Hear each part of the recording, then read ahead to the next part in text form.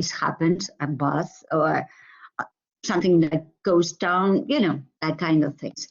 So it would be better if we use the chat to speak between us. The chat, you can find it on the right-hand side of a screen on the at the bottom. It's usually in purple. There is a menu in purple, and then you can see the chat, right? There will be possibilities, two possibilities, speaking to everyone in the session or speaking to the moderators. If someone has a problem, like I cannot hear you or whatever, the person who is in charge of the technical things, and I would like to thank beforehand, is Javier Pereda, one of the vice deans of the faculty that will speak to you later on. And as an introduction, I have to introduce myself. We were waiting for Professor Lilian Azzopardi to connect herself because she was the person who would give us like a short introduction about webinars and EAFP. The idea of the association, of the European Association of Faculties of Pharmacy, is to produce different webinars to reflect on teaching at the Faculty of Pharmacy and teaching the contents that are here. Okay, right, thank you, Lilian.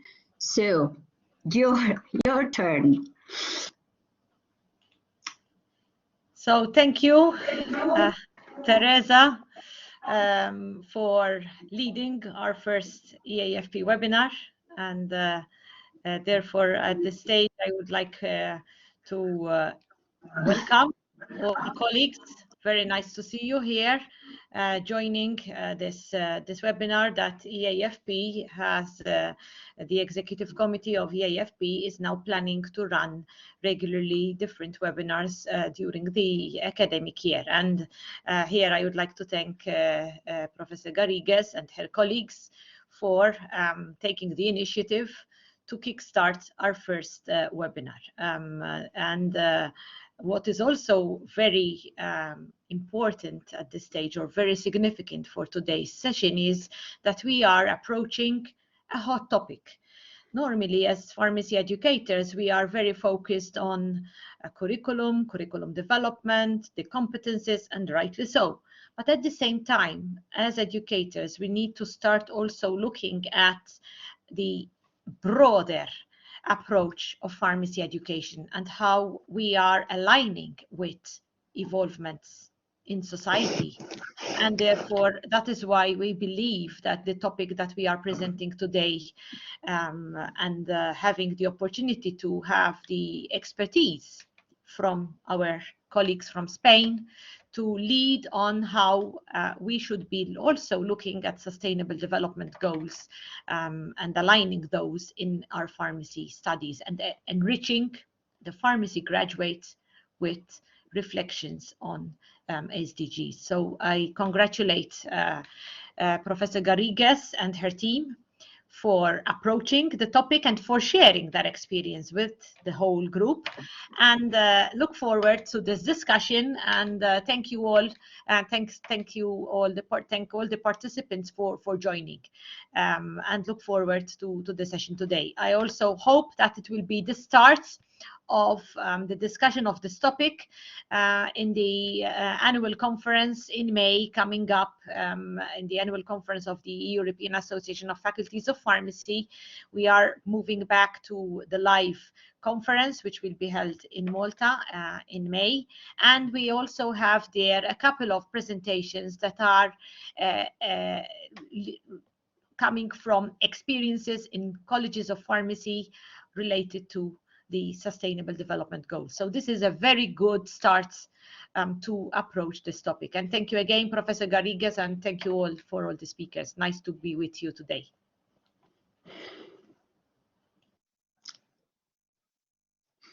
Thank you, Professor Azzopardi. Thank you so much for the introduction and to let us know how it's thought about the idea. As she said, I'm part of the executive committee of the European Association of Faculties of Pharmacy, and recently ex-Dean of the Faculty of Pharmacy in Valencia, and now mobility coordinator for the degree at the University of Valencia. First of all, I would like to get you know us a bit just by saying that we are located on the west coast of Spain, and we belong to the University of Valencia, which is about 5 centuries old, long time, and the biggest of the Valencian community, and the 6th in Spain.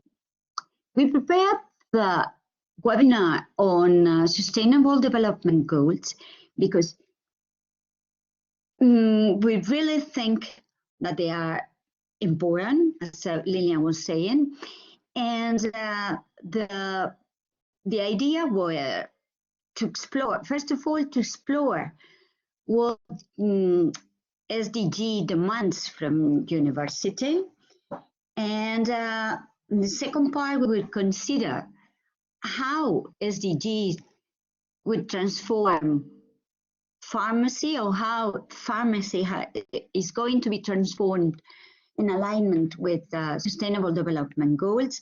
And the third part, but the more important for sure, is going to present different activities to foster SDG that we have already done in our classes and that we were successful. Yeah, we prepared the webinar, and better to recall that there is the biggest agreement ever signed at the United States. There were 193 countries agreed on that, and the aim was to protect the planet and its inhabitants. So it's a big idea, big point, and there's also a deadline, which means it's for now, because we have to at least attain some of them by 2030, so really challenging. If we recall, really, if we remember, Sustainable Development Goals are organized in 17 goals, organized in 5 categories or P's that stand for people, 1 to 6, for prosperity, 7 to 11, from planet, 11 for 15, peace, that is 16, and partnership, 17. So our 5 big areas are people, prosperity, planet, peace, and partnerships. And why does it impact? Why are universities affected by SDGs? Really, because at least we have 3 points. The university is an organization, and all organizations have the moral obligation to society and the environment. On the second point, we are institutions, and we are social reference. We must exercise leadership on that. And last but not least, the must generate knowledge and future citizens. So it's something that cannot be escaped. And to educate responsible citizens, we have to be responsible organizations. So we have to go ahead with sustainable development from inside to the world. It has to be kept right. And if we consider more in detail which areas can university contribute, really it affects all the activities typical from our role as universities. You know, if we think about research, it's important that our teams, multidisciplinary teams, that's important. Think about solution to translate sustainability into practice. On the second point, we are social leaders, and we are, for this reason, we can strengthen public engagement and develop and promote policies aligned with sustainability.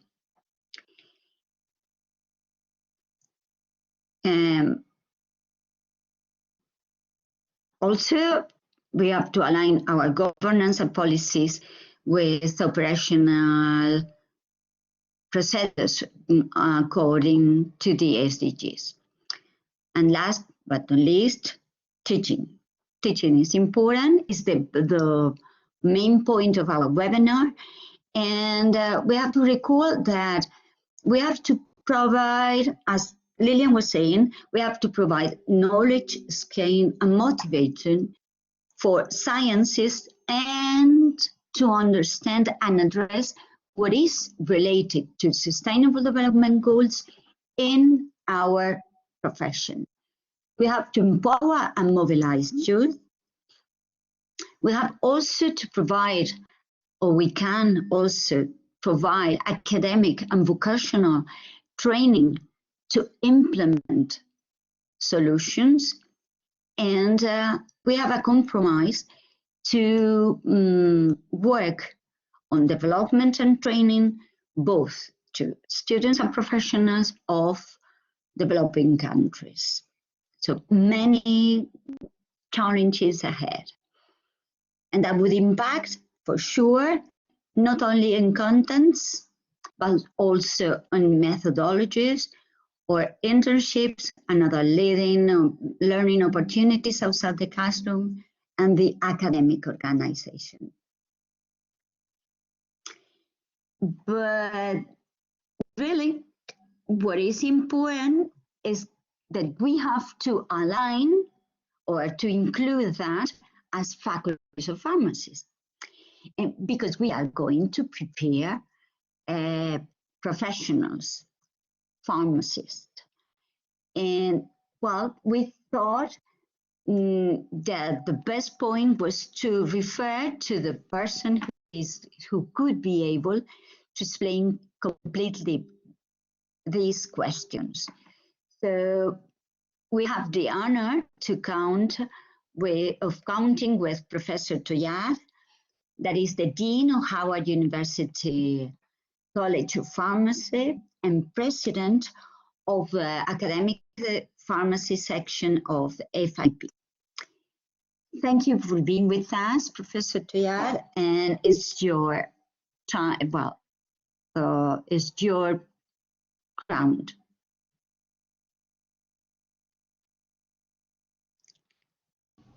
Thank you so much. Thank you so much.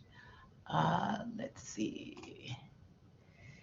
All right, good afternoon, everybody. I am going to move this here, and I know that you'll let me I'm doing it right. I want to thank you so much for the opportunity to give a presentation today.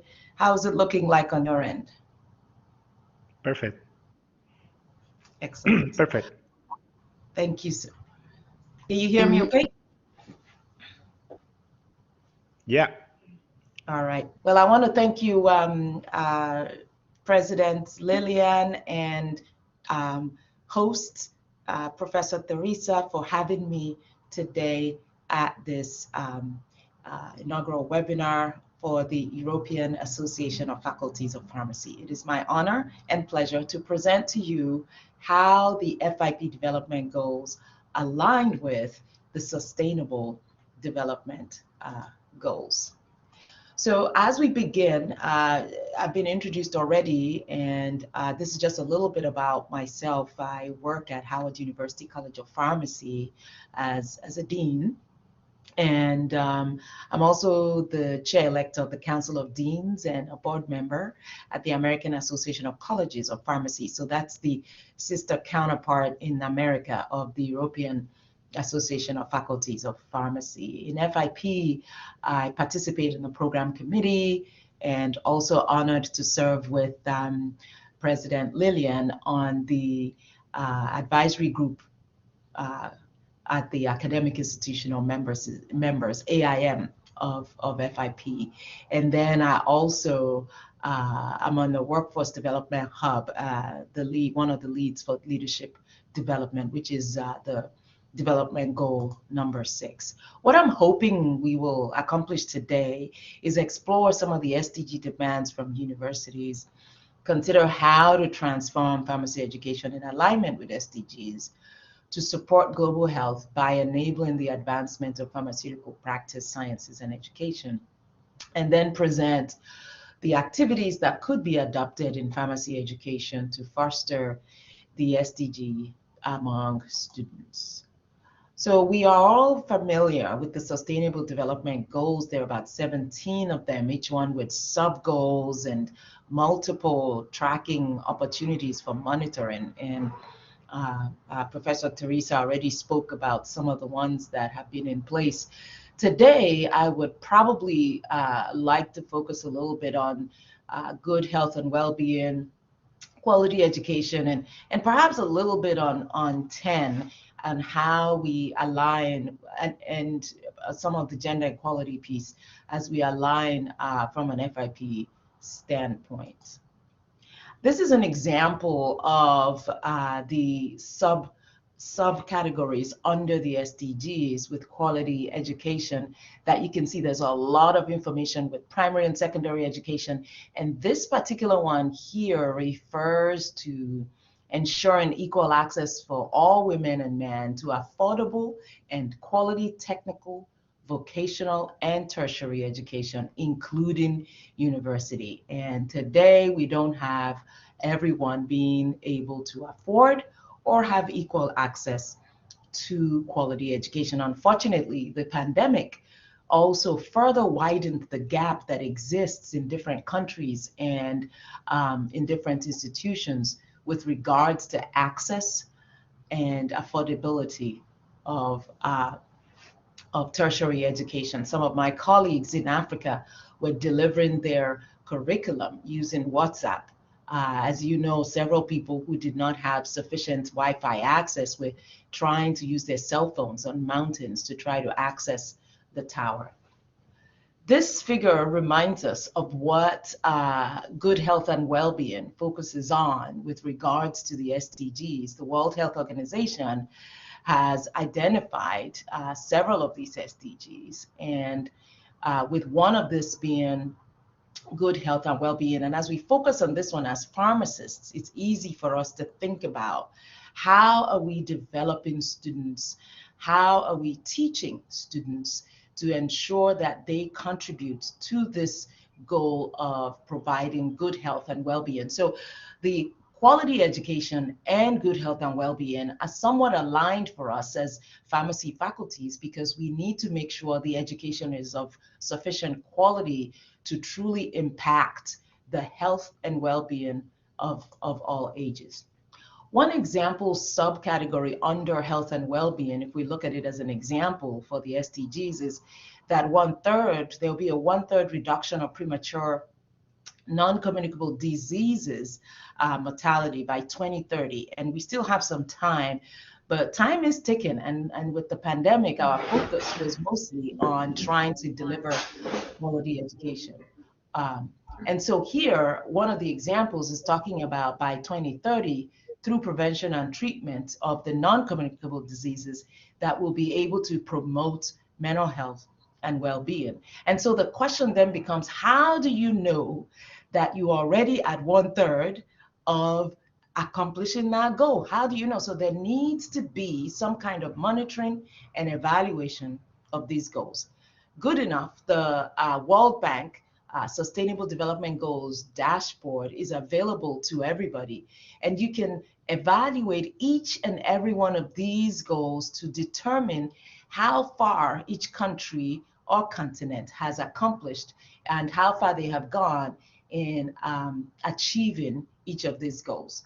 So the dashboard actually provides us an opportunity to track, to monitor, and report data on the global goals. So I decided to share an example of what that would look like. And you're welcome to, Google it on your computer and try and find this. But this is one example around mortality from cardiovascular disorders, cancer, diabetes, or chronic renal disease between exact ages of 30 and 70. Again, this is green because it falls under SDG number 3, as we can see.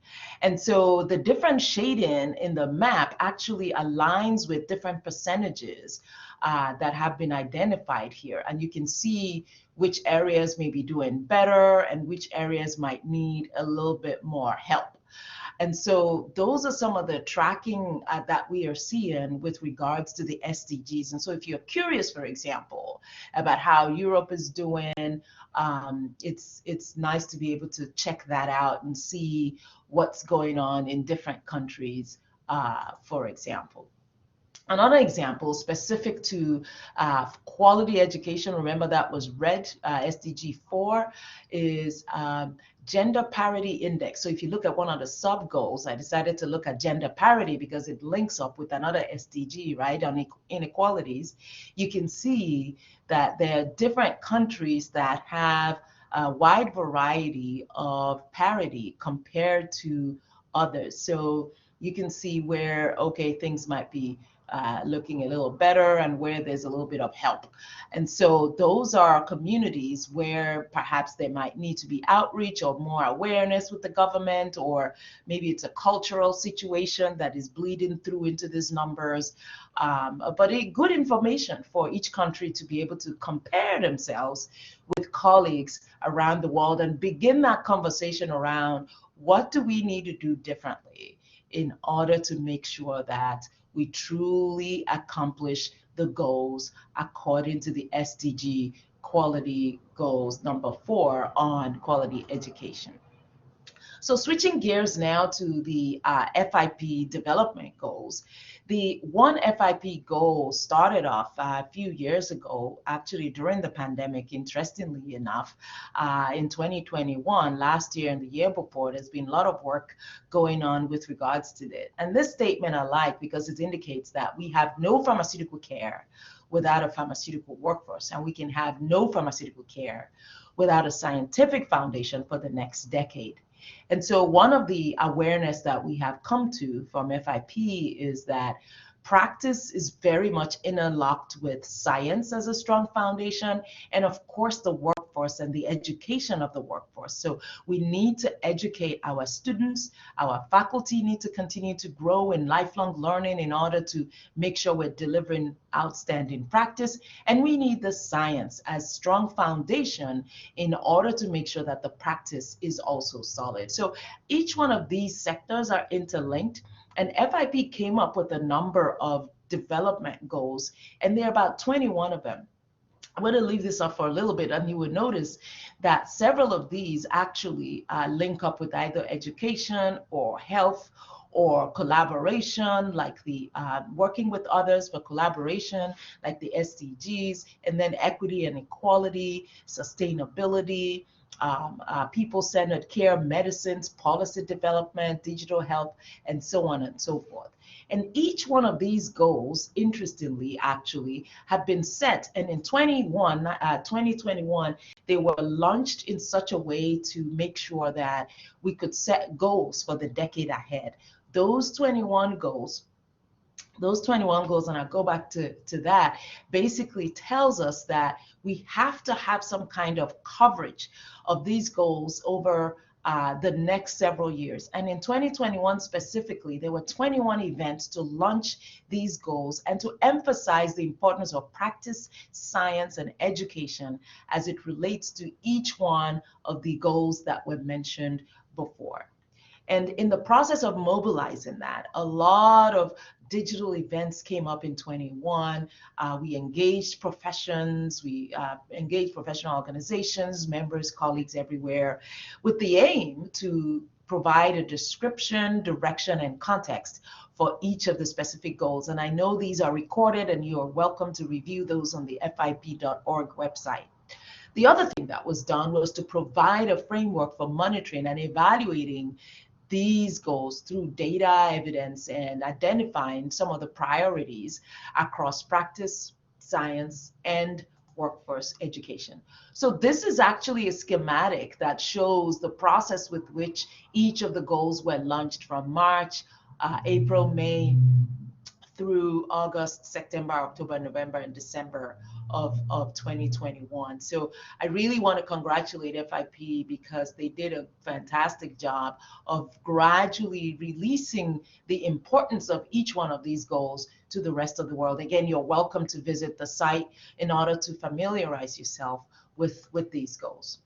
So as we get a little closer into how these goals are being monitored, I'm going to use an example of the leadership development goal, which I lead. And so you will notice that this framework exists for every single one of the 21 development goals. So under leadership development, remember the whole linkages between workforce and education, practice and science. And there are strategies that are listed here, strategies and programs in place that develop professional leadership skills under the workforce and education domain. And then with the practice portion, the strategies and programs for professional leadership that incorporates team and collaborative performance, service development, clinical leadership, and also the ability to demonstrate responsibility, accountability, and decision-making ownership and professional autonomy. And then on the science side, the strategies and programs exist under leadership development, where basic scientific leadership is in place to sustain excellence in pharmaceutical sciences, research, development, manufacturing, and regulation. So this way of breaking down the elements under leadership development of science, practice, and workforce and education is the same for all the 21 development goals. And each one of them also have mechanisms for which you can accomplish the goals. And those are, again, on the FIP website. I encourage you to review those: creation of programs and strategies, advocacy for leadership, and competency and foundation and early career development activities. So the next thing that we look at when we use in leadership an example is there are statements under FIP that clearly link us back to the Sustainable Development Goals, reminding us that we want to support science-based development, and also that we will provide leadership and support to pharmacists to ensure that we have the information that is needed to make sure that we're valuing medicines and services to accomplish maximum benefit for our patients. but it's also important that pharmacists empower people to take care of themselves. And so FIP has a mission statement that aligns with this, which further aligns with the Sustainable Development Goals. So some of the FIP leadership activities that we're doing, and again, each one of the Sustainable Development Goals are broken down in this way, where you have how does it link up to practice? How does it link up to education? How does it link up to science? What are the activities that are done on the leadership? So you see the same for med safety, you see the same for equity, you see the same, for quality assurance, for example. And what I list here in front of you is the examples of the leadership activities that FIP is involved in collaboration with the American Association of Colleges of Pharmacy and the academic institutional membership to produce the Global Academic Leaders Forum program in support of leadership development around the world. This was launched during the pandemic, around 21, I believe, or 20. And that actually allowed several leaders from around the world to develop themselves, wherever they were around the world. Also, leadership development in collaboration with the Young Pharmacist Group was also launched. And lastly, there is an ongoing longitudinal online leadership development program that is being featured by the academic section, and we call it LDP 2.0. So young people from around the world apply for this program, and they get an opportunity to be facilitated, to be mentored and facilitate leadership conversations over a period of 1 year longitudinally. So how then are the activities of FIP? We've talked about the goals, how those align with the SDGs, but then how about the activities themselves that FIP conducts? How do they align with the SDGs? And I would like to start off with this one. FIP WISE, which stands for Women in Science and Education. This is led by Claire, and is an initiative that actually was launched in 2020 on the UN International Day of Women and Girls in Science. You can visit their website here, and there are quite a bit of podcasts and blogs and information programs. There's a series of videos available, a leadership lab, Fearless podcasts, and also the COVID-19 series that were recorded with regards to that. And in case you wanted to develop a positive practice environment for women in science and education, they have assembled a toolkit to assist you in getting that done. Again, I invite you to visit the website, fip.org, FIPWISE, and you should be able to access some of that information as well. Previously, I did mention the academic institutional membership, and we encourage faculties of pharmacy to join the academic institutional membership group. Their focus is essentially to advance leadership in education of pharmacy and pharmaceutical sciences. So with regards to quality education, it has to start with the leadership. If the leaders do not buy into quality education, the SDGs will not be met. And so we invite you to encourage your leaders to join the academic institutional membership, so that way they can be abreast of what colleagues are doing around the world and implement best practices in their respective organizations. Webinars are done, we have workshops, and we also have an opportunity to network on a collaborative forum.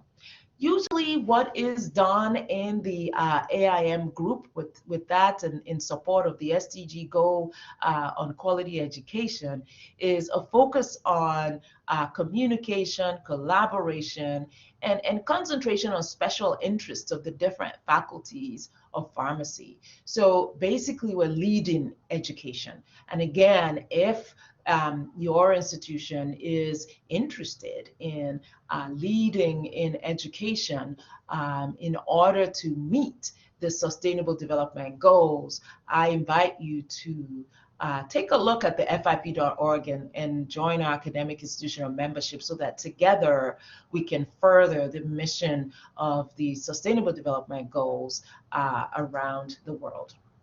So some of the focus that the AIM has done has been to, I mentioned previously, the Global Academic Leadership Fellows Program, and it's online and developed by 4 partners. There was a special edition to support pharmacy faculty for leading academic pharmacy and higher education in challenging circumstances. I believe Professor Lillian recorded something on there as well. It's a unique program that provides an innovative learning journey for leading change. And so the whole purpose was really to equip the leader, again, in feeling confident in doing this work among the faculties of pharmacy, and supports academic leaders to be better prepared to navigate during trying times. The other work, the activity that links up to and aligns with the Sustainable Development Goals would be the UNITWIN Summit. And UNITWIN stands for, it's actually an arm of the United Nations Educational, Scientific, and Cultural Organization, and it's a network of global pharmacy education development with the UNITWIN, where you're twinning universities and making sure universities are connected around a mutual interest or goal. In this case, the Sustainable Development Goals of building academic capacity. And so there are several reports which you're welcome to download. The one that was done recently with regards to sub-Saharan Africa, but also there was a summit, a global summit that was conducted for every WHO region, and it was very successful because the main actions was really building capacity of the workforce, addressing academic workforce migration and shortfall issues, implementing needs-based pharmacy education. And there were so many findings, but there are just a few that I highlight here. That there was a severe shortage of health workers in Africa. Pharmacists are integral to meeting those needs. And of course, we must build a competent, adaptable, and flexible workforce through education. And lastly, that the FIP Ed resources are valuable in identifying the needs and priorities for pharmacy and pharmacy education. So Africa was just one of the regions that was looked at, but there was also an European group that worked hard on what are the needs in Europe, what are the needs in the Americas, North and South America, in the Middle East, and also in Asia. And it was quite a remarkable report that came forth. And I invite you to take a look at the details, because what we expect to come out of that will be actions that will eventually be executed to hopefully help us to continue to further the Sustainable Development Goals around quality education, the SDG 4 that we mentioned earlier. So just like the SDGs, FIP definitely is monitoring and evaluating the FIP development goals. And how are they doing that? They're doing that by using the Global Pharmaceutical Observatory, the GPO. The mission of the GPO is really to collect global data on workforce practice and pharmaceutical science. They conduct comprehensive analyses to provide accessible, high-quality intelligence. They communicate that data and intelligence to promote member organization impact on health, and then provide strategic information and reports on how to apply that data and analysis, to craft policies and influence practice and service. And so the GPO has been launched already in the past couple of years, and it's well underway under the leadership of Ian Bates. And it's very, very useful for the work of FIP and the monitoring of the the FIP development goals as it aligns with the Sustainable Development Goals. Some of the outputs that we see from the GPO include, of course, disseminating intelligence, country monitoring and reporting, research and analysis, evaluating trends, facilitating collaborative working and national transnational networking, and then providing evidence that is needed for capacity building. Remember, we talked about capacity building there, and what it looks like in different countries might determine where should resources and priorities be focused on in order to achieve desirable goals. And then, of course, it provides the necessary linkages with some of the other observatories and databases that exist out there. And lastly, provides an opportunity for health system strengthening as we track the progress against the development goals. So some of the current actions and projects from the GPO are listed here. You've seen that they do have dashboards, just like the SDGs. There's a multinational education and training needs assessment. There's a microsite and database.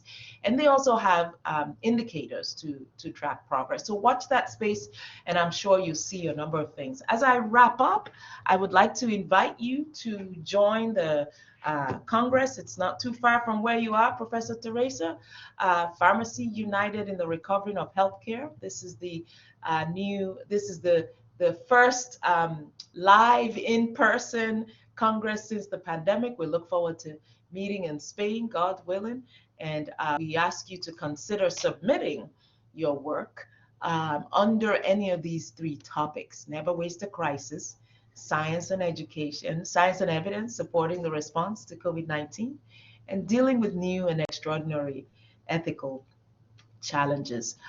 You can visit some more information about the Congress on Seville 22, FIP.org. So we have talked about a number of things, really looking at, the SDGs, what those are, the highlights there, what are the FIP development goals, how those align with the SDGs, and what are some of the activities that have been completed and ongoing that show evidence of alignment with the Sustainable Development Goals. I want to thank you for your attention today and for inviting me to speak about the FIP development goals and how those align with the Sustainable Development Goals. I trust that as you take some of this information to the conference, that you will have an opportunity to have a great rest of your session today. Over to you, sir. Thank you, Toyin. Thank you for your nice speech. We will look forward to see you in Seville. And this is Javier Pereda. I'm Vice Dean of Innovation, Communication and Culture of the Faculty of Pharmacy of Valencia. And I'm one of the person most involved in the aligning of our faculty with SDGs. And probably the starting point was two projects starting at the university. One, different departments of the university. One was Odesse Josie project, and probably this was more conceived to the top of the university, top of the institution. That's why I'm not going to explain it too much. And the other was Facultades Pioneras hacia los ODS project. This was more conceived to be performed from the bottom to the top of the university, and probably for us is the most interesting. And it was done also by with the help of a specialized consultancy, which is Esfera Social Consultoría. And it began in 2019-2020 course. As you see in the picture, it was performed in three steps. The very first was a training process. The second was analyzing and doing a diagnosis of what was our situation. And finally, we generate new initiatives to be finished in a model that could continuously align our faculty with Sustainable Development Goals. The first step, as I have mentioned, was training our teachers. And at the very beginning, we select teachers to do a specific training process, trying to get information and so on. And next, we did prior to the pandemic situation, a massive training process in which every teacher involved in coordination of any subject of the degrees that we have were involved. And it was not only training of the teachers, also we train our administrative and lab staff at the same course. And we also train, sorry, it's moving. Who is it? Please, anybody, don't touch the slides. Okay. I will start it again. Okay. So I was saying that our administrative and lab staff were involved as well in order to give information of their positions, their jobs, and trying to be more sustainable and so on. And also we tried to train our students. That was a tough task, since more or less we have 2,500 students. And we did several approaches. For instance, we did a video in YouTube in which students were teaching other students about the agenda. We also did exhibitions trying to show the goals and so on. But probably the analysis and diagnosed was saying that the students were not aware enough about the project, about the things that we were doing, and we tried to do, as we are going to show you next, other strategies in order to make them aware and make them involved in this project. However, there were many activities that we were doing in our normal in a routine day that were aligned with the agenda. For instance, Marisa, my colleague, is going to explain service learning experience, very interesting learning process. We were doing Universalud. Universalud is a health fair in which we go with students and teachers to cities around Valencia, and we promote healthy lifestyle and other things. We also did very many collaborations with cooperative projects, for instance, in Ethiopia and other countries around the world. And also we have a special committee trying to make a gender equality reality. So we were doing things, but probably we could do more things. We also observed that there was a need for incorporation of SDG to teaching guides. That was a very important thing to do. And we also observed that we need for continuous team working. In fact, to incorporate SDG in our normal routine work is sometimes tough, because we have to do research, we have to teach, we have to do many paperwork and so on, and probably sometimes it's difficult. So the third step was the generation of new initiatives, and as you see in the picture, in all training processes, we collected initiatives and we analyzed them. And if you see in the graph, the impact of SDGs and the difficulty to carry out those initiatives was interesting, because most of them were easy to carry out and with high impact on SDGs. For instance, I'm showing here one initiative which was to replace plastic water bottles with glass bottles, and you see that many advantages we will get in doing that. Finally, we think that we have to do it, let's say, to create a model and to make it continuous, the process, not only in this course, but in every course and in the future.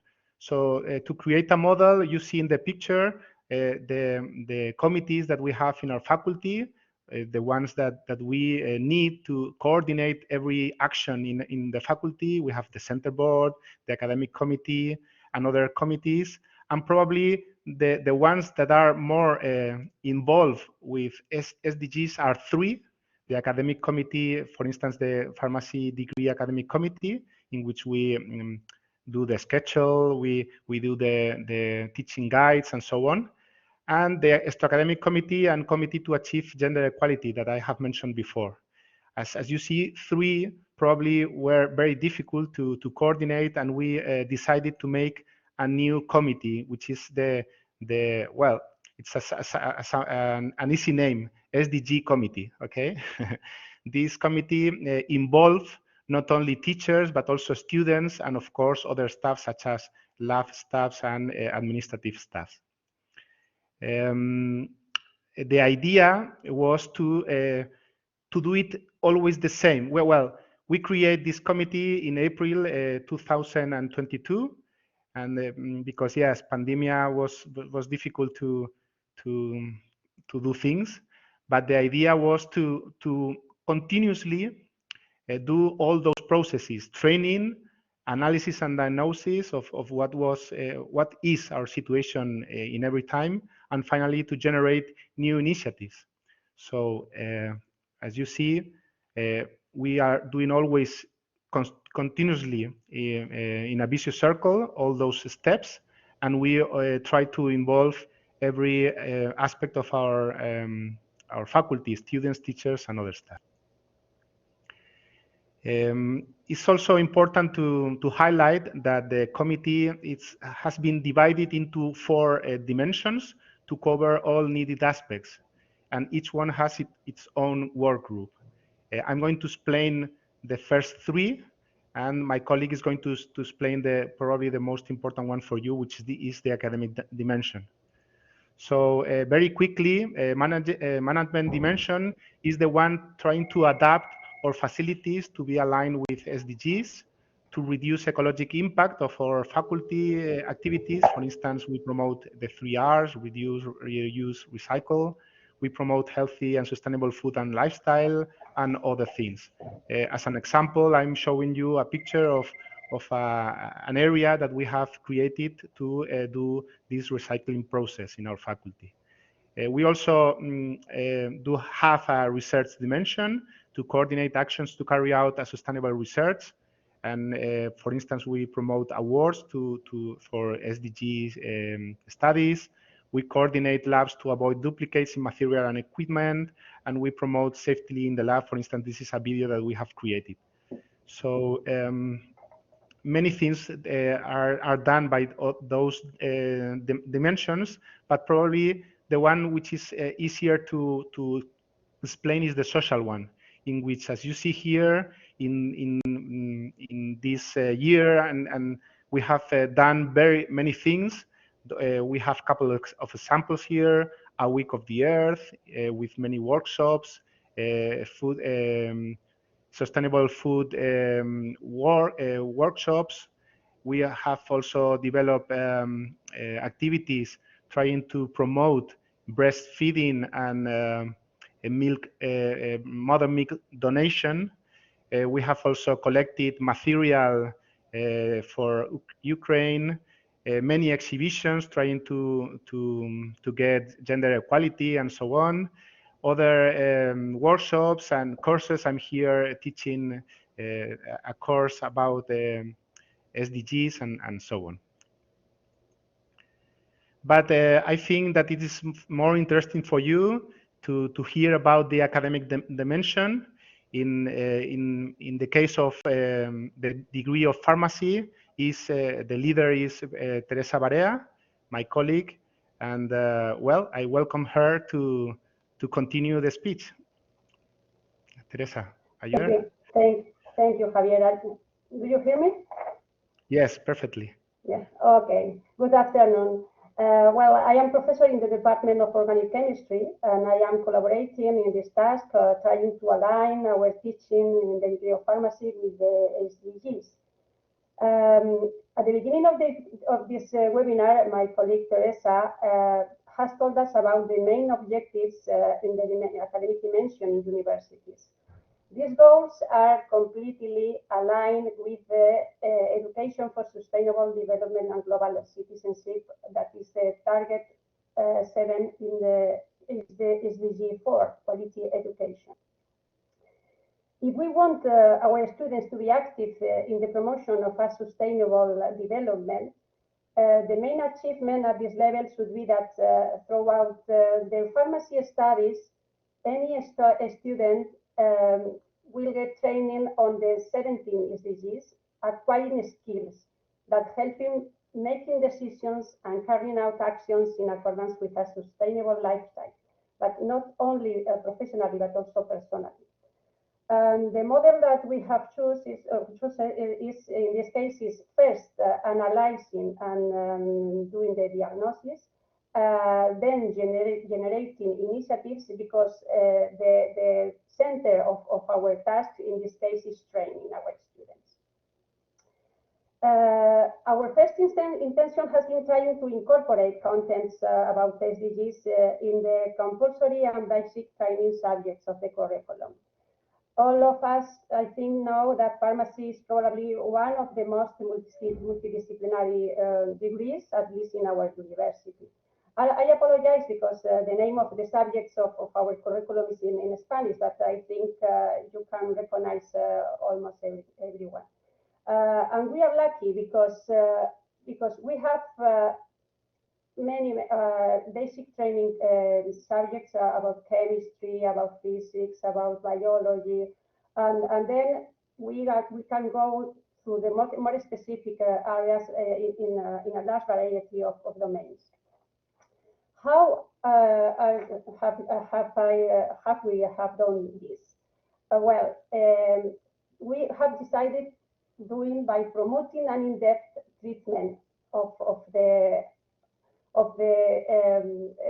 certain SDGs in some chapters. We think that it's better to do it drop by drop and not by flooding. It's slowly, I think, we think it's better than very, very fast. And of course, it's necessary to have the coordination between the academic staff, and cooperation is also essential. These two things are very important, but we have a large tradition in our faculty about these two ways of work, of doing work. The first thing we have think, or the first action was asking the subject coordinators to debate about with their subject colleagues to debate about the possibility of including in their teaching guides an explicit mention of some SDGs. And as far as they consider, of course, that it could fit for their subjects' purposes. Luckily, in many subjects, this was done voluntarily. You can see at the table, sorry, because the picture is very small, but you can see that here the 17 SDGs, and we have the subjects. But almost every SDG will be treated once or more times in the 5 years in the curriculum. But before planning additional activities, we also wanted to know other initiatives related to SDGs that are being carried out, but not that do not appear in the teaching guides, because it's possible that it's only for certain groups, or because there are multidisciplinary activities. The analysis.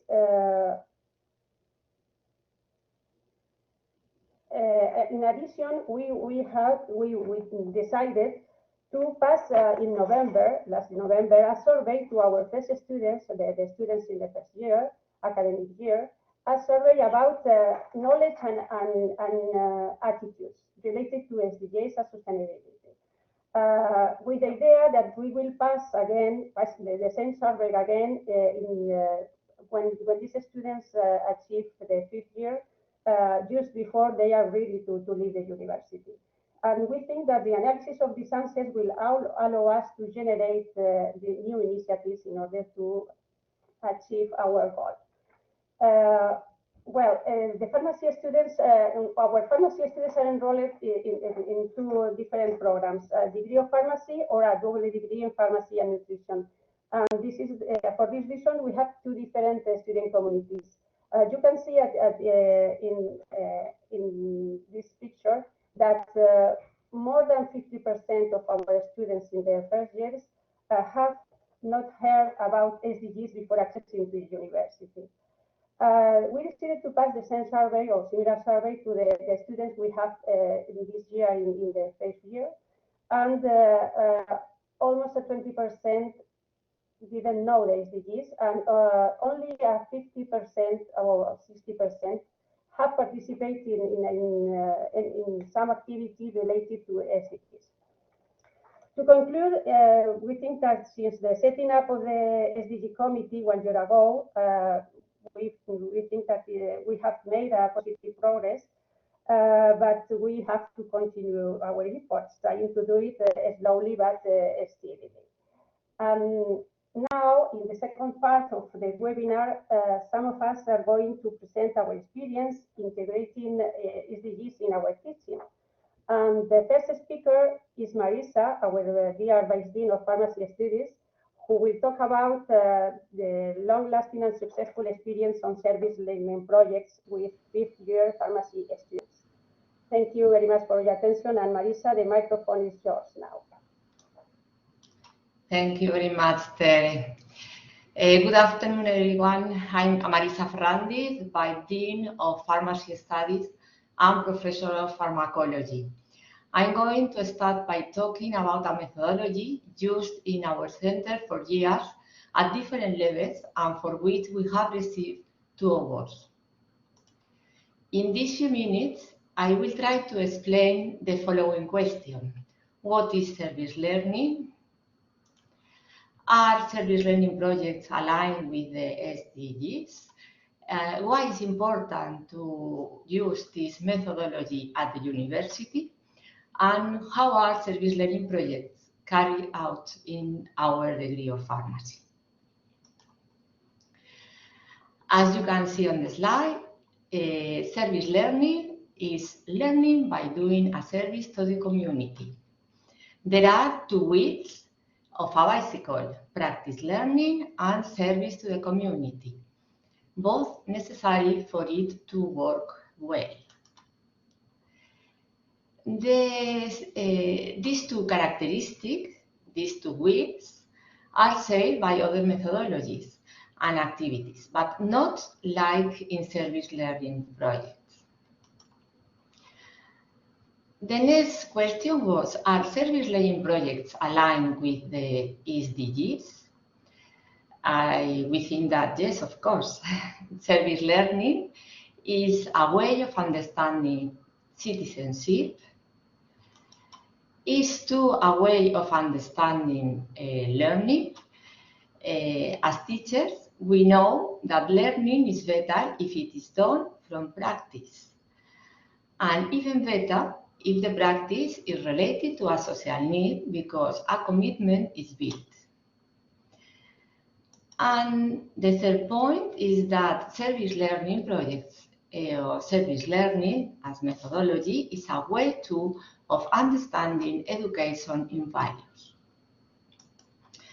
So we can say that service learning projects are fully aligned with the SDGs by promoting learning, by working on real needs of the environment in order to improve it. So why is service learning at the university? We think that service learning projects help our students to work on self-esteem, empowerment, pro-social behavior, motivation, and commitment. And also, we have seen that these students have better academic results. In addition, the university student statutes especially include the need to work with methodologies that combine academic learning and community service. How are service learning projects carried out in the degree of pharmacy, in our degree of pharmacy? We are working with this methodology at 3 levels. The first one integrated in subjects of the degree. The other one was in multidisciplinary projects, working together with students from other degrees of our faculty. And also another level is working within methodology in the final degree projects. I'm going to briefly comment on an example of one of these service learning projects integrated in the clinical pharmacy and pharmaceutical care subject. As a lot of you know, clinical pharmacy and pharmaceutical care is a subject of the 5th year of the degree in pharmacy. In the teaching guide of our subject, the aspect related to the Sustainable Development Goals that are worked on are already explicitly in our teaching guide, are already explicitly reflected.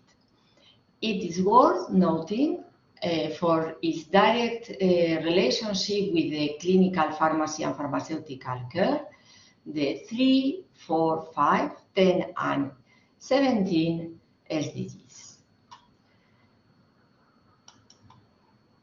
We do this activity in the seminars of the subject.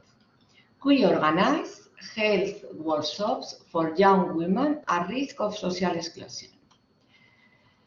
Students in groups of 4 prepare different health topics. You can see some of them on the slide. Each group of students chooses the topic they are going to prepare. They collect information and prepare graphic or any other materials. The teachers supervise the presentation and activities prepared by the students, taking into account who the workshop is going to be addressed to. The need is very important to see and to be careful with this. The health workshop is aimed at young mothers at risk of social exclusion from a neighborhood in our area, very near the faculty. Every Monday from 10 to 11, one of the groups will do the workshop within a larger project called Home of Friendship, run by the church and the town council of this area. At the end of the semester, when all the groups have already done their workshops, during the seminars class, they present their work to the rest of the classmates. These seminars account for 15 of the final score of the subjects. Finally, the groups voluntarily present their work as a poster normally at the Congress of Pharmacy students. We can conclude that this methodology is very attractive to the students. They work on both cross-cutting and specific skills, and allows to efficiently implement SDGs. Thank you very much for your attention. The next speaker will be Ruth Lucas, the first year's coordinator. Thank you very much.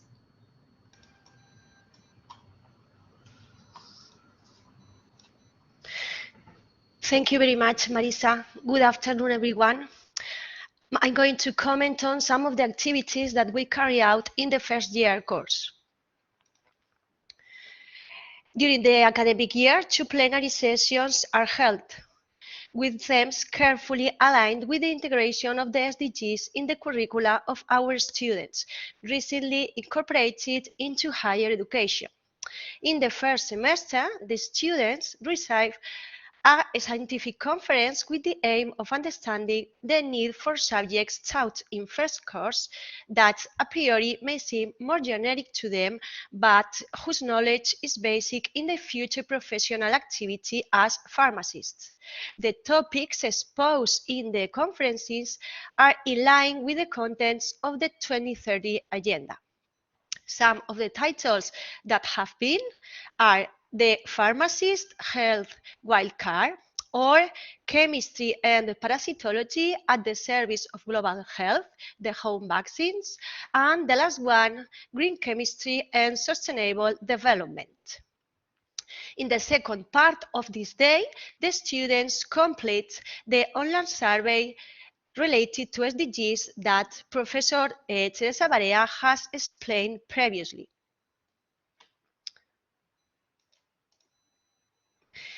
In the second semester, a day is dedicated to visiting PharmaMundi to learn firsthand how this organization works. It's a non-governmental organization for development cooperation, humanitarian and emergency action with experience in promoting comprehensive health and pharmaceutical aid to less favored countries. This day, in addition, it's used to inform students of the report on the results of the SDG survey so that they are aware of their starting situation as students and citizens regarding sustainability. In relation to the subjects that have already individually incorporated content based on the SDGs through teaching innovation projects, the two subjects that stand out are documentation and scientific methodology and the subjects of physics. As can be seen in the slide, in the case of documentation and scientific methodology, where I am professor with my colleagues, SDGs information is highlighted in the text of the teaching guide in the 5 academic groups. In this regard, we consider that open access to information is fundamental in any of the 17 SDGs proposed for the 2030 Agenda, and especially aimed at health and education. Therefore, we have updated teaching content and evaluation exercises related to open access movement with a transversal approach through 7 documentation activities. Besides, within the framework of the axis discipline and professions, the students develop the activity initiation course to the SDGs, be part of the change of all people. This is an attractive activity which includes videos and questionnaires with the aim of promoting knowledge of the SDGs as a starting point to learn for students newly incorporated to the university. On the other hand, as a pilot project developed by the subject of physics, students perform an activity aimed at applying how physics can achieve the SDGs. Each student's group contribution is organized in a poster format. And finally, the posters are presented in the plenary activities shown above, as well as in the Pharmacy Student Congress for upper year students. Thank you very much for your attention. Now, Professor Teresa Barea continues the speech with the second course.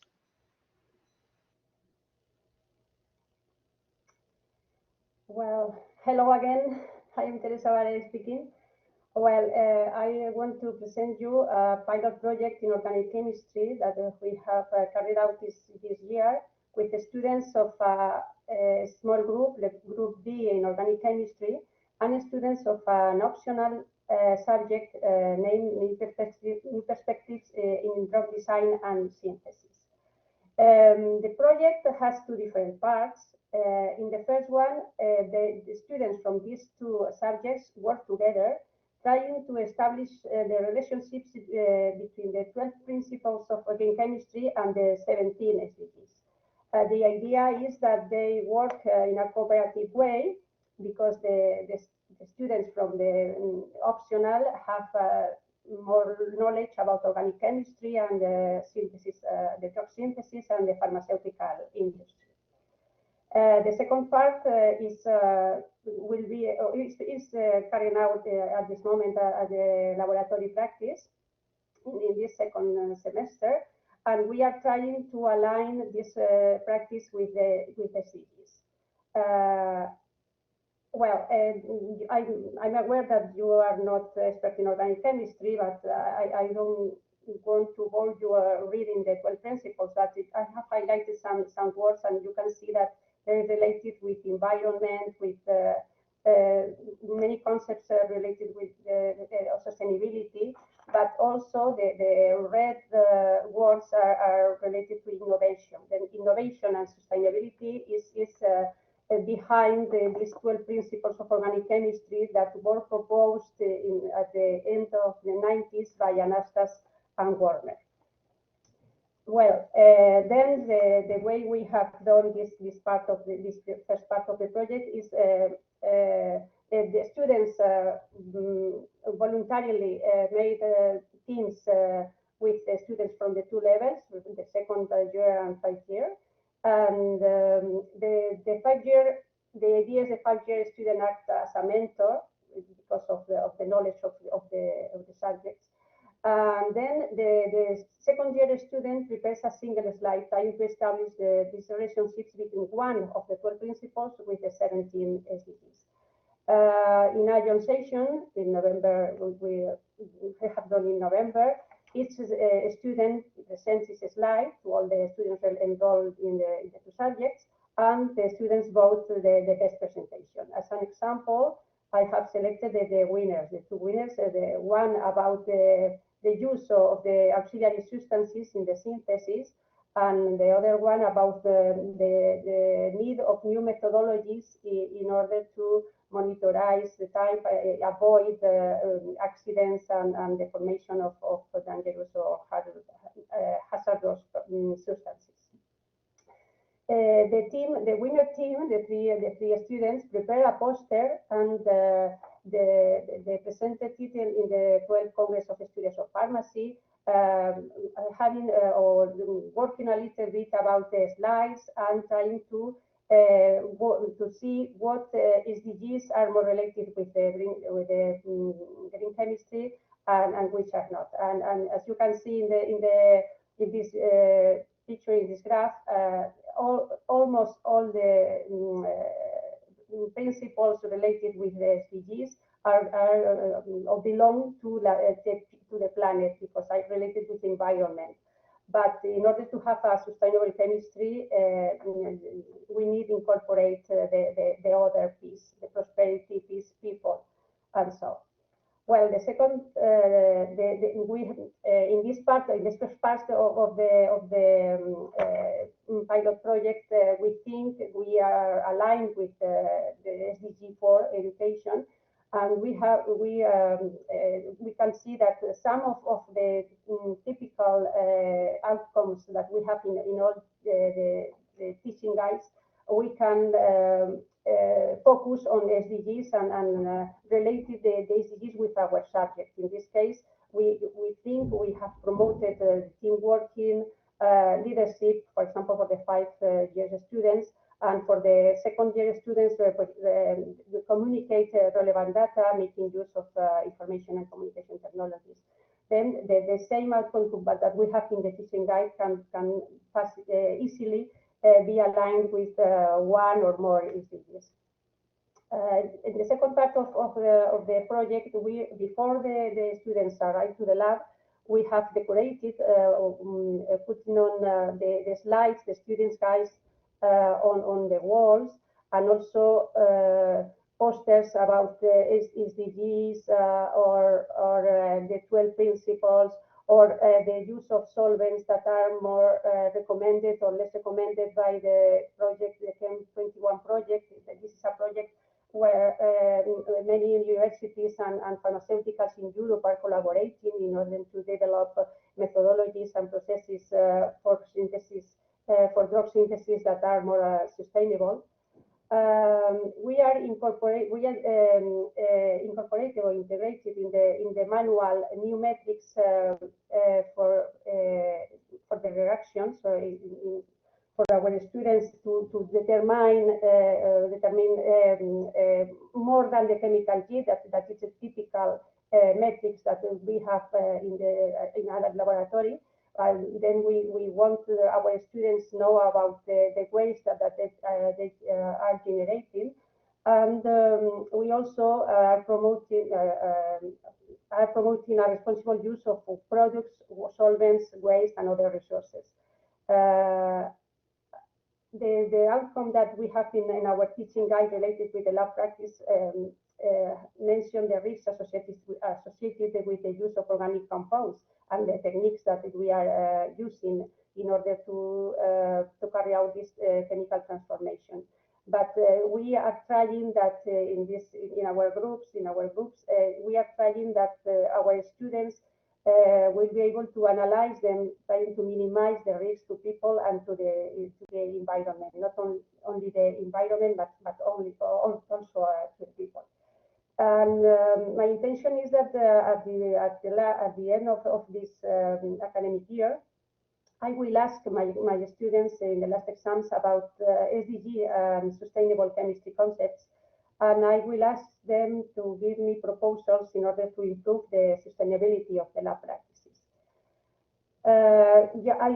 We think that the SDG that is more related with the lab practices is SDG 12, responsible consumption and production, but also all the P SDGs, energy, water, climate action are also related.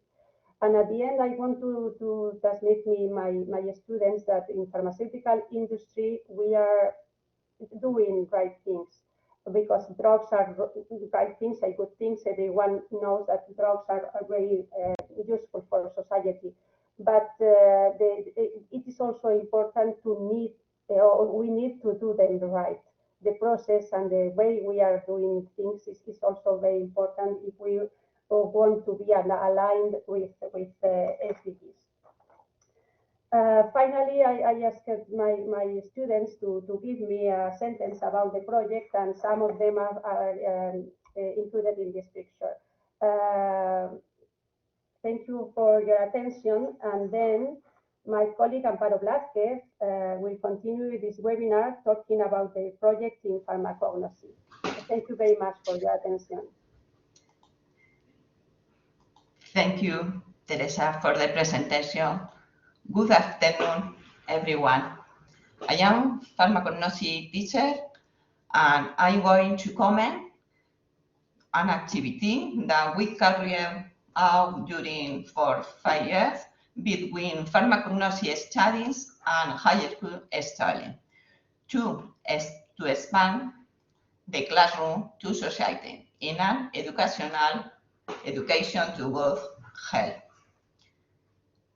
Pharmacognosy is a science closely related with several SDGs. Study the biological both material from plants, animals, and microorganisms used to obtain medicine. The sustainable use management of natural sources is closely related with SDG 15, and the active principle obtained from this medicinal plant and also the medicine is related with the SDG 3, and of course all of the 4 SDG. The objective is wellness for all and all ages. All these aspects are collected in several sentences in the postdocs of the science. The use of biopesticides, in summary, the extraction, purification, and isolation method friendly from the environment and human, and also in teaching methodology when the sustainable use of the solvent. Among the different activities of this science, the teacher wants to involve our students in the daily life of the community, neighborhood, and another institution, and an experience of non-formal education. In this activity, the students learn about society problems and also consolidate the university learning from the cognitive, ethical, social, and as well as professional dimension. This activity has been supported by different educational innovation projects of the University of Valencia, and is aligned with another SDG, 17 of another SDG. Among the health problem worldwide, the consumption of drugs is very, very important. In the last European World Survey, the National Center Retinos, universities, and NGOs from 20 and new European and non-European countries corroborate that alcohol, followed by cannabis and tobacco, are the most consumed drugs from people aged 18 or older. Focusing our attention in the adolescent population, another survey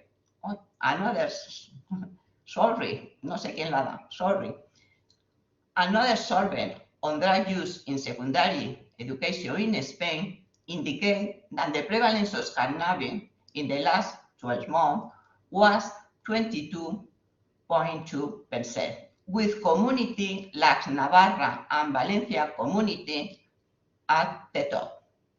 It's interesting to know that cannabis is also used with tobacco, with the additional additive capacity of nicotine. So it's necessary to use different strategies in order to prevent the consumption in this adolescent population.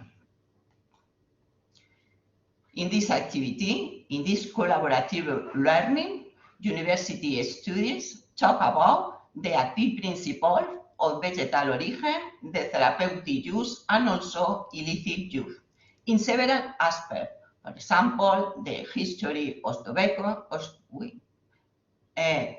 ¿Quién lo toca? The history of tobacco, the concentration of tetrahydrocannabinol in different samples, hashish, the main problem of heroin as a synthetic derivative of morphine, and also real cases of with impactant picture by the use of alcohol, marijuana. Amparo, we cannot see your screen. I'm going to upload it again, and you will shortly continue. Okay. Okay.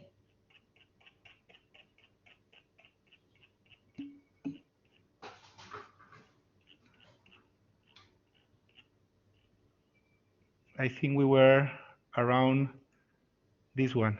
Is it correct? Yes, correct. Okay, continue, please. Again, in this collaborative learning, university study talk about the FIP principle from vegetal origin, the therapeutic and illicit uses.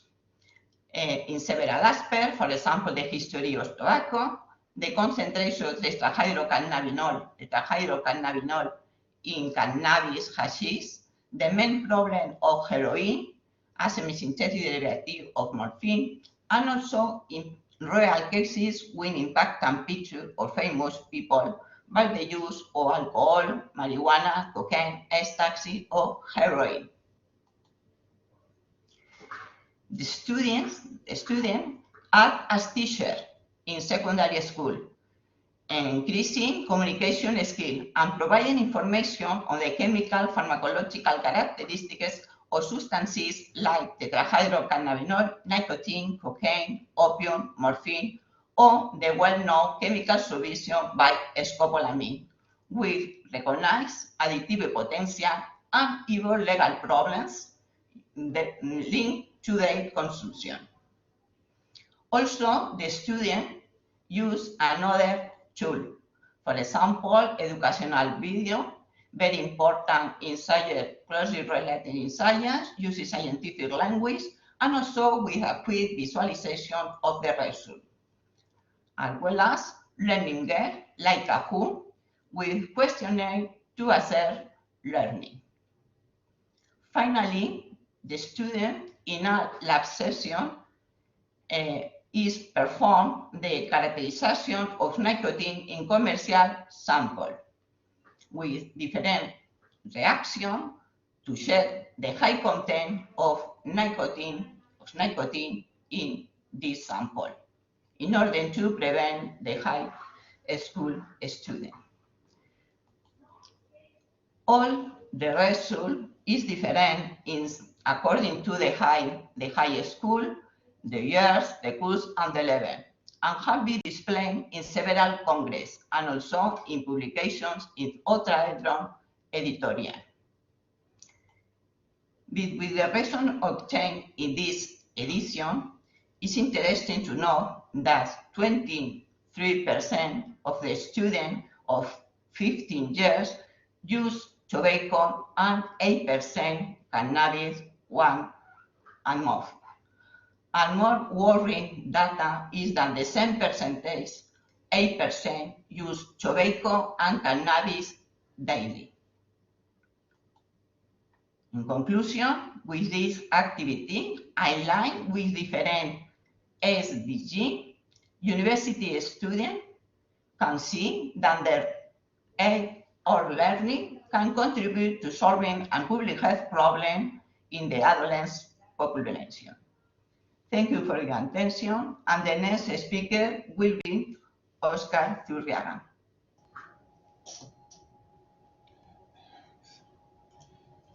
Thank you, Amparo. We introduce a presentation made by 3 professors of the Department of Preventive Medicine and Public Health, Marisa Guillén Domínguez, Estefanía Ferrer Caraco, and myself, Oscar Zurriaga. This is a proposal for teaching public health oriented to SDGs, and we began with a very simple sentence.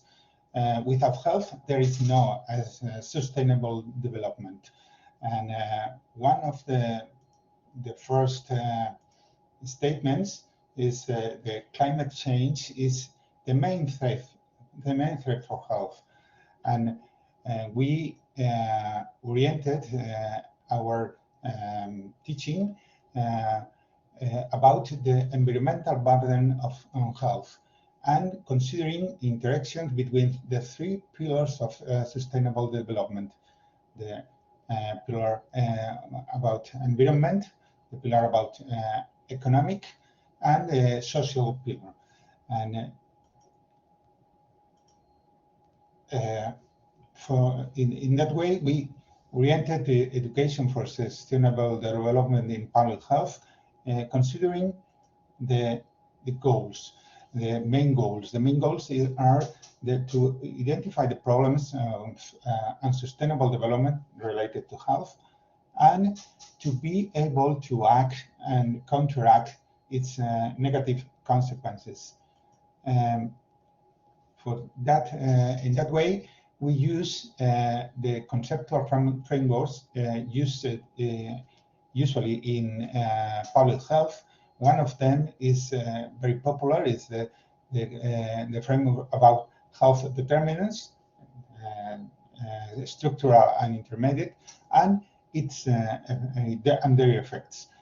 And in that way, we try to obtain a teaching and a learning environment, considering that is an environment student-centered, interactive, action-oriented, self-directed learning, very participative and collaborative, oriented to problem solving, and highlighting the inter and transdisciplinarity, and using formal and informal learning.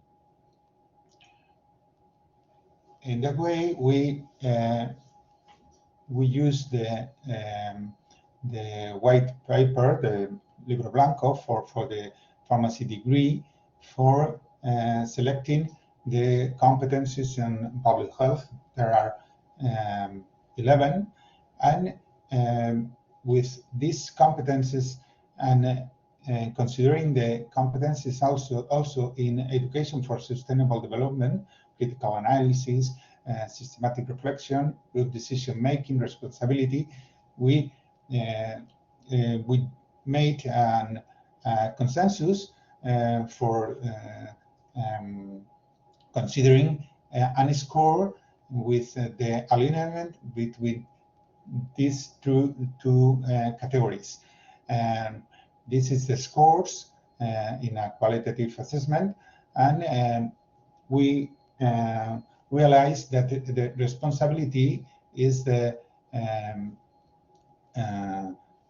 score the lowest in our qualitative assessment, and we have to work more in that category. But in that way, we prepare several examples of our work for teaching public health, considering that.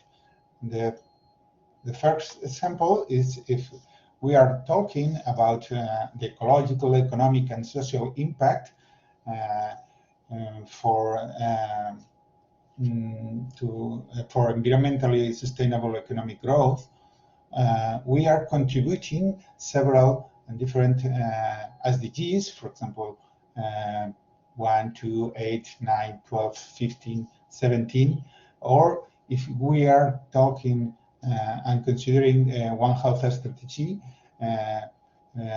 we can also contribute to these SDGs.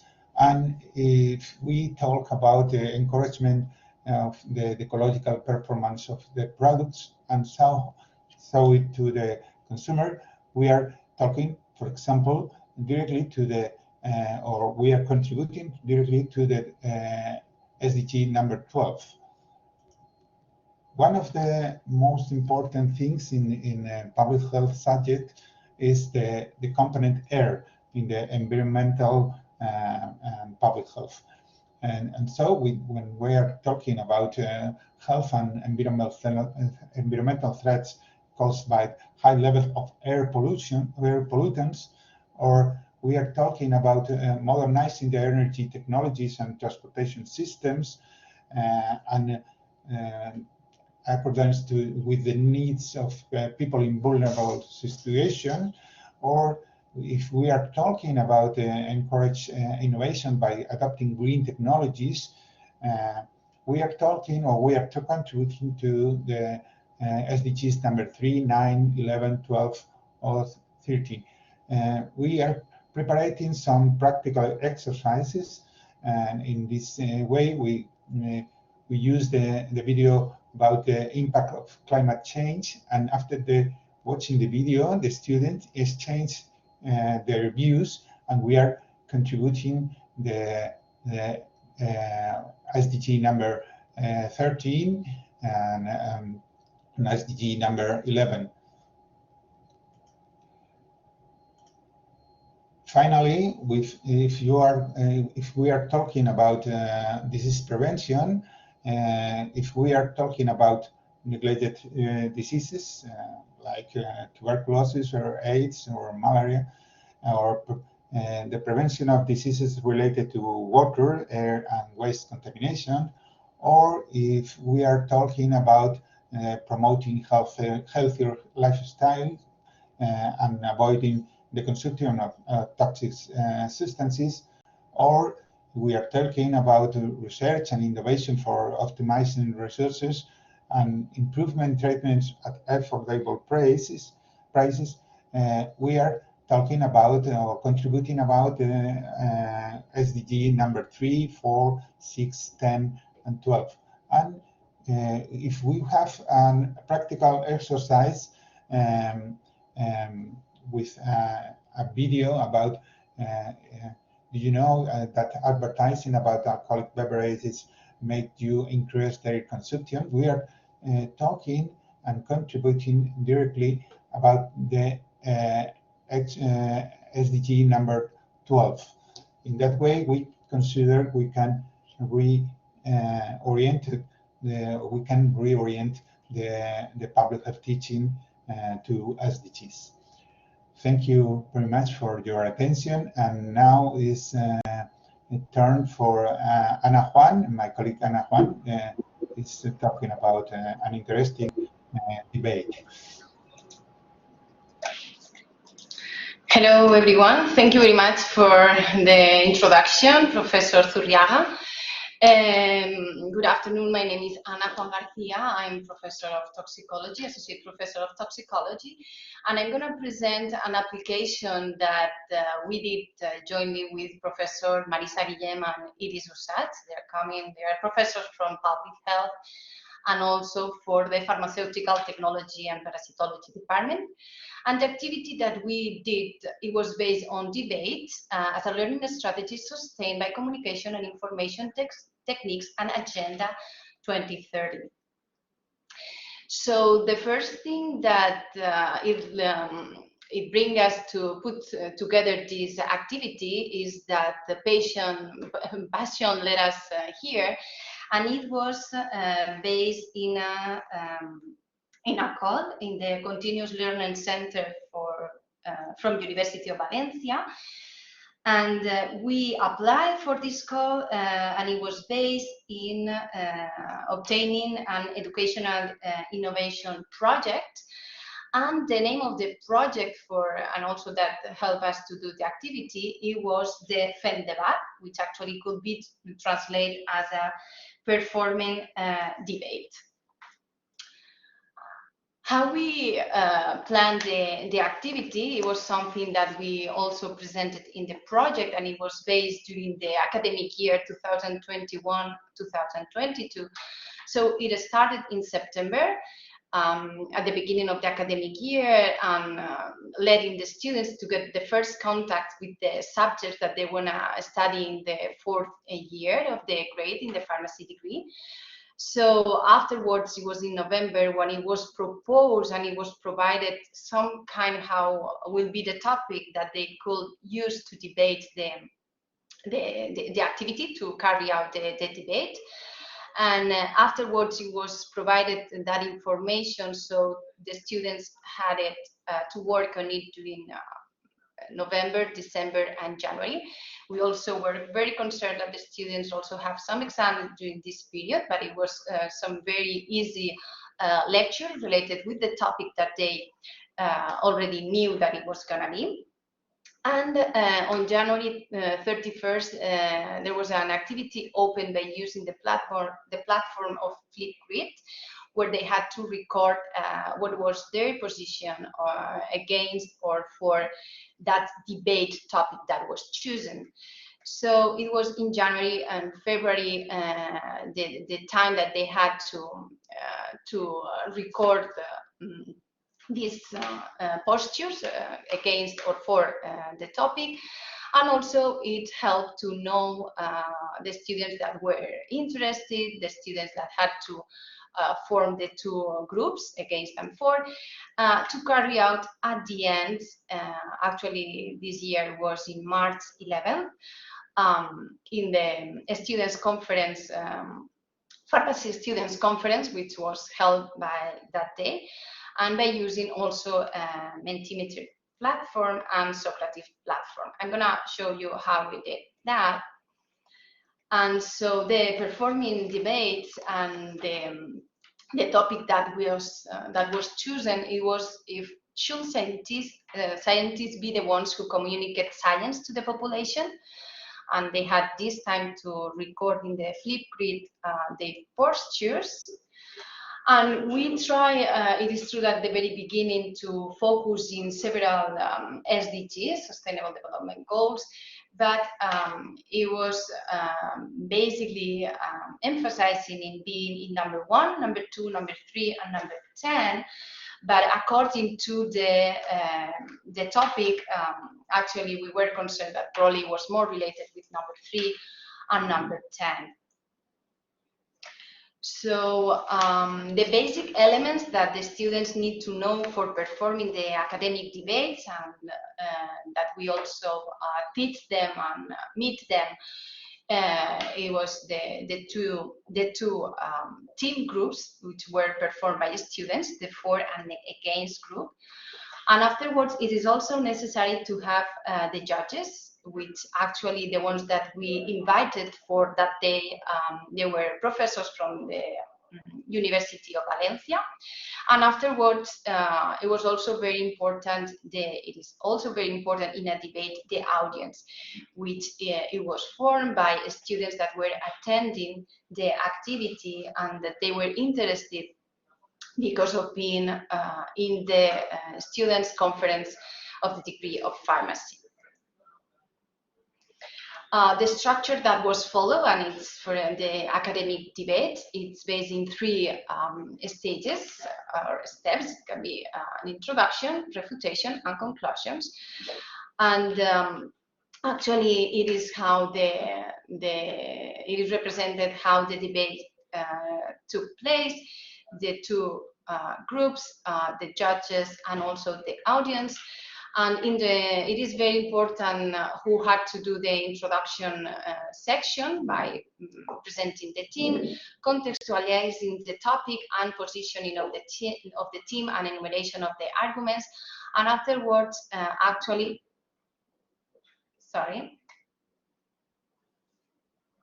Javi, I cannot see the screen. Hello.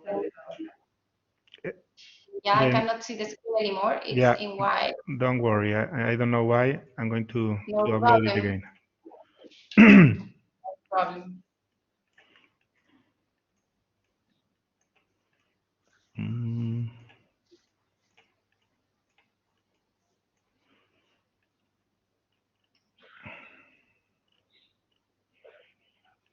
I think you were here, probably. Yes, perfect. Thank you very much. Thank you. The students were trained for this introduction step, for the refutations, and also for the conclusions. So every other one of the teams were formed by 3 students that, as I said, we trained. And we had to train them in order to know how the debate was gonna took place. So I'm showing here some of the pictures that that we had during those trainings and meetings that we had to do with the students. And we also, as it was presented in this pharmacy students conference, it was easy to have a spread of the word through Instagram, as the conference was very well organized, and so the managing how the students or from different courses were able to participate, at least in the audience. And then the debate took place the March 11th, and it was necessary to have an evaluation in how the debate went by using the Mentimeter platform. And you can see here what were the results. I'm concerned that it is in Spanish, but here it's only presented one of the main questions that we considered for this activity, and it was if it was possible to use the debate as a learning tool at the university. It was with 3.8, being the highest score in 5. And if you will recommend this task or this activity of debates to students. So it was also very well evaluated. We also asked other relevant questions, but probably the most important one is the evaluations that the judges did by considering different aspects and different competencies, as what was the quality of the debate, what was the flexibility, how the students were able in managing or knowing the topic, but also how it could be related to the SDG goals. And so this was the rubric that the judges had, and they for sure obtained a score. And afterwards, all these activity was recorded, and it was through the communication section of the university, the one that was able to build one of our. Sorry, somebody's moving the slides. So it was a video that was edited by this service of the university, and what we got, it was the video that you can see in few seconds when Javier is uploading it. And this is how the debate went.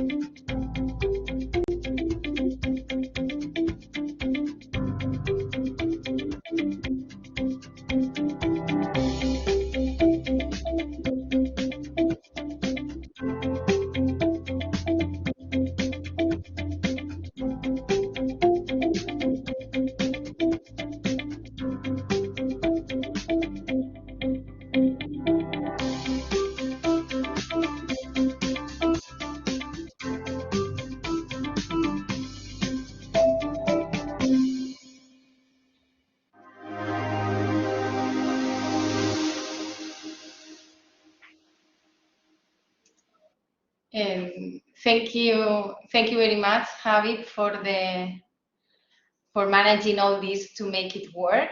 And yes, I know we're going back to the presentation. It also takes some seconds, maybe. So here we are. Thank you very much. Thank you for organizing this, and I'm also sending you in the chat in case that you want to see again the video.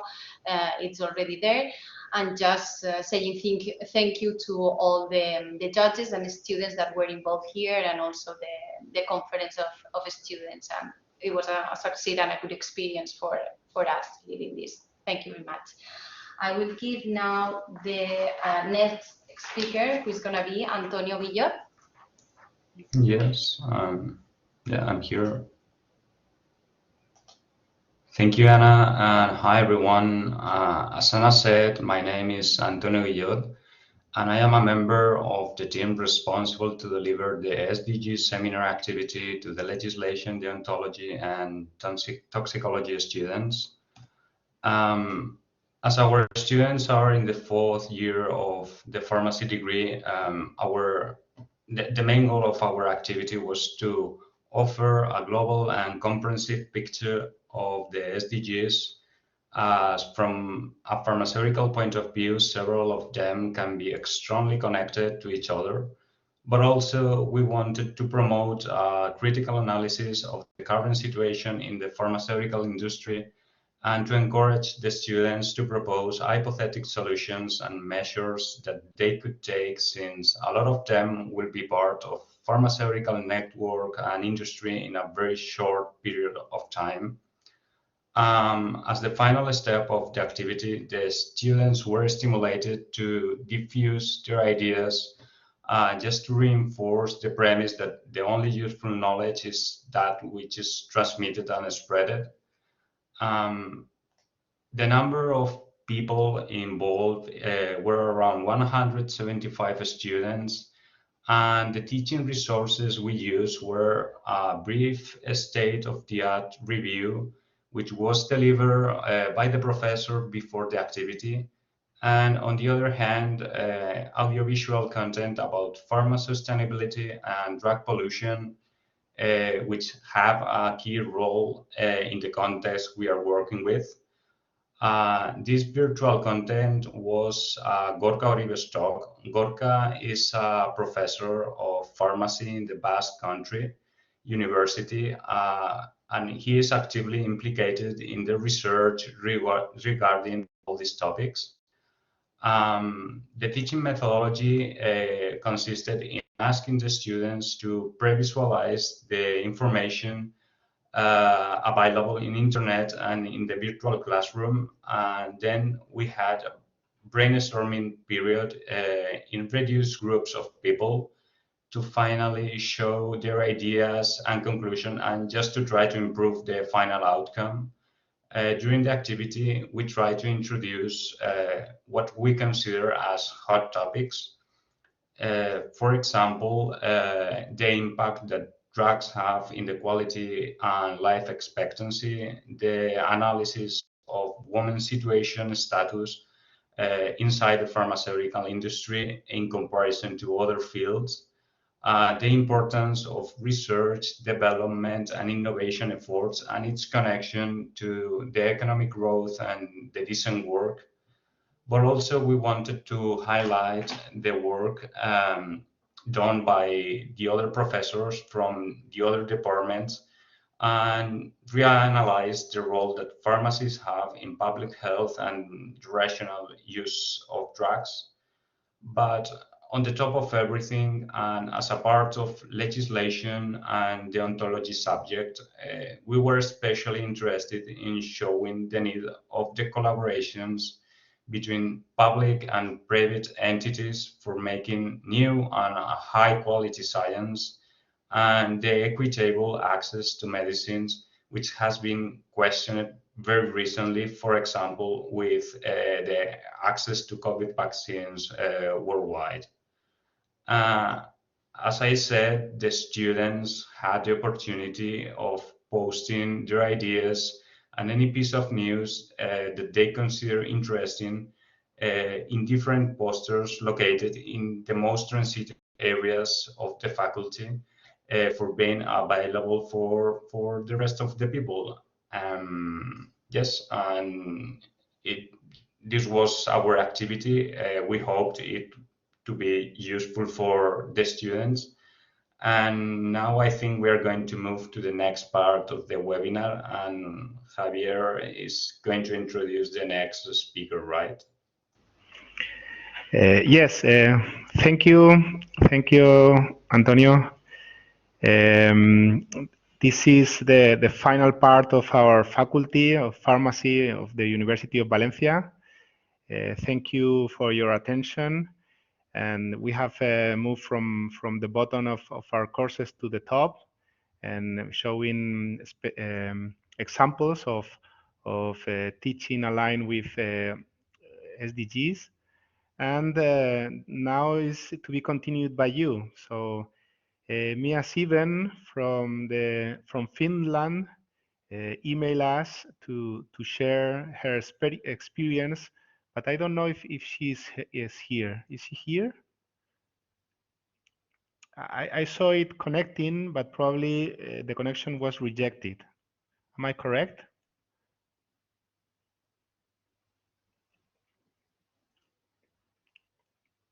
Well, if Mia Siven cannot connect, now it's time to share your experience and your questions, please. So you may now turn on your microphones and yeah, ask your questions to us and your experience, please.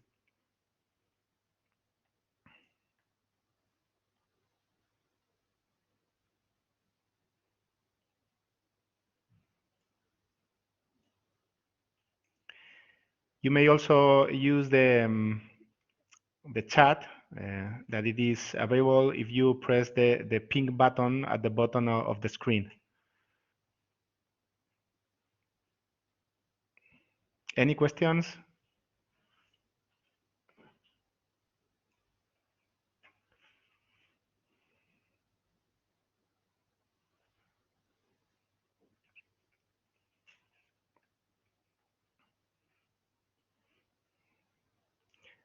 No questions in the audience? Come on.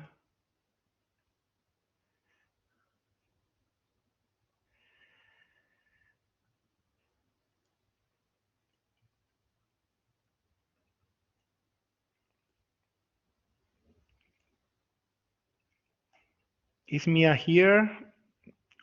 Not already? Okay, we have a... Oh, thank you, Mirari, for your nice comment. Yeah, we would like to thank you for your attention, for being here, always being in this, let's say, online presentation is very difficult for us. In fact, we have been working hard to be together and trying to somehow present the things that we are doing in our faculty.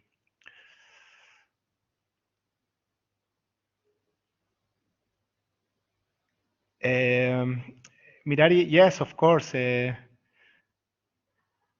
You can use the microphone if you want, of course. Hello, good afternoon. Can you hear me? Yeah, perfectly. This is Mirari from University of the Basque Country. And I hope Hello. we can meet each other in Malta, because we are sharing our practices in this field also in our faculty in Vitoria. So yeah, it will yes, be nice. Yes, so we can talk long about this. We have some kind of initiatives like you have in all the years of the degree. So I'm wishing to meet you there. And it's been a very profuse presentation, so I took a lot of notes. but I surely need some time to watch the video again. Yeah, we can. I don't know. We will talk with the other organizers to make the video available for all of you. And of course, we can. You can email us. Each of us has normally an easy email to remember, because it's our name dot our yeah. So in my case, I'm going to put it in if you want to email me or the group. Okay. In the chat. Hey, there it is. Okay. easy to remember. Ours is the same also. So now I should leave. So thank you again. Thank you. And see you soon. See you soon. Yeah, I think Anna is raising the hand. Anna, you want to talk? No, it was. Thank you. Thanks again. It was only for the video that you can also email me, or also Javier has the link, and it's not a problem to share it. I don't know for that one, or maybe for the entire. I don't know if it's gonna be shared the entire presentation of today. But if you're interested of having the debate video, for sure, there's not a problem for sending it to you, Mirari. Okay, thank you. Thank you. So I will write you soon, and of course, I would like to share, to have the opportunity to see these slides again. So okay, see thank you you. Soon. See you soon. Bye. Thank you. Bye. Thank you, Patricia, for your nice comment as well. Thank you, Dustin. If you have anything to comment, you can do it. Thank you, Galina, as well.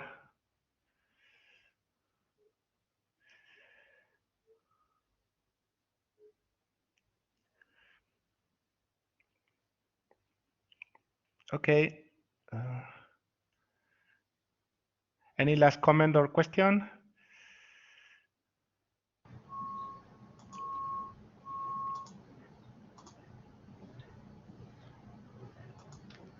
Thank you, everybody, and thank you so much for having me. Thank you for all the presentations, and have a good afternoon. I'm going to have to exit. Okay. Thank you. Have a good morning in your case, I think, no? Yes. Okay, see you soon, and thank you for your nice speech. Thank you, sir. Bye-bye, everybody. Bye. Bye. So, well, we are going to do the closing of the webinar.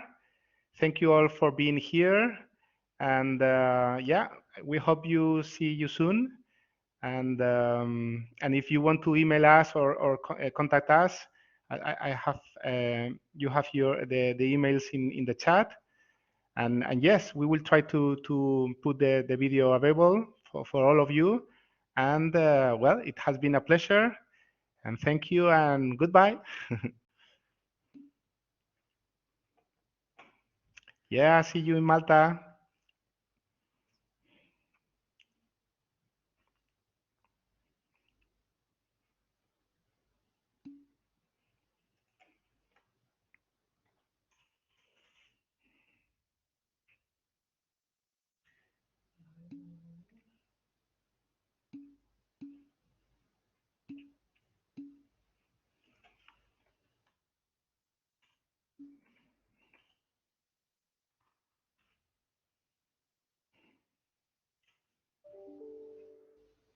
Muy bien, ¿eh?